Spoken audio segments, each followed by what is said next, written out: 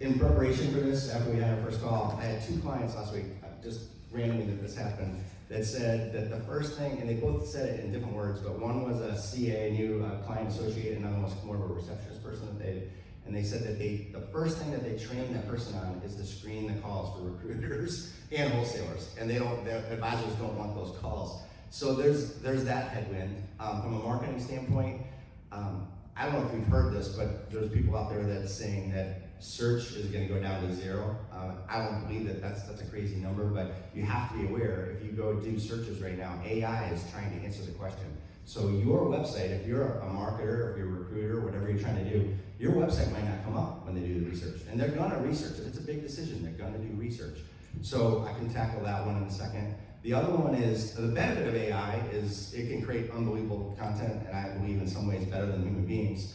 We can talk about that in a second too, but that's a negative too, because there's so much content out there. I wrote it down so I don't mess it up. Over 3 trillion emails are sent every second in this world, and that's only going to continue to increase. So what's AI going to do is going to work against you. So if email is a big way of how you get new recruits in, guess what? You're in big trouble, because the big thing, Gmails and probably your own company and such are screening things out and filtering it. It's going to get harder and harder and harder to get through. So email marketing has to be more effective too. All right, how do you solve some of these things? The best way to recruit somebody is to get in person in front of them. This one isn't an AI tip, but we said we could throw a couple of non-AI things in there.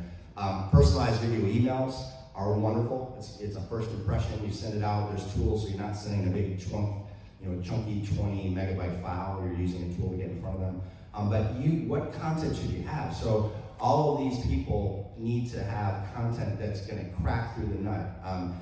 When in Marketing 101, you kind of learn about A/B testing. If you don't know what that is, it means test campaign A versus campaign B. I mean, that's nothing. AI is going to take that and revolutionize like crazy. You can have 1,000. So if you ever, back 10 years ago, in direct mail, they called it segments or cells, and we would, in a direct mail campaign, you would test 160 cells. I thought that was crazy, like different types of paper, different type of messaging, different type of envelope, and all these things. It was just scientific. Well, guess what? That was direct mail. Now, online, things are infinite of what you can do. So AI is going to do this in real time, and digital advertising, for example, too, is going to be off the charts of what you can do. So now you might hire an agency, and they might wait a week to look at the results. AI is going to do it in real time. They're going to test these campaigns and different tools and different ways to communicate your message. So again, you have to kind of be aware of the 2 things that are going on. One, AI is going to work against you from a marketing standpoint, but it can also really work for you.